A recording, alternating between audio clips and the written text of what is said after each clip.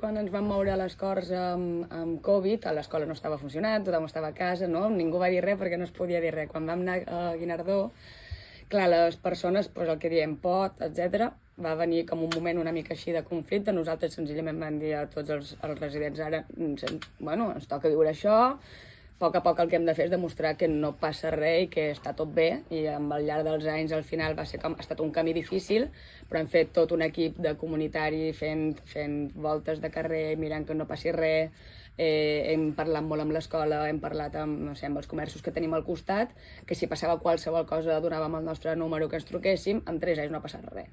Vull dir, I a més participeu a la festa del barri. I de fet ara estem fent... I a l'escola. Exacte. Hem fet una cursa conjunta, sí. hem estat ara de fet estem organitzant activitats amb altres entitats del barri i està anant tot bé. Llavors jo crec que al final el missatge és jo ho entenc, que hi pot haver pors, però que som tots iguals i estem tots convivint, i llavors ja està, no més.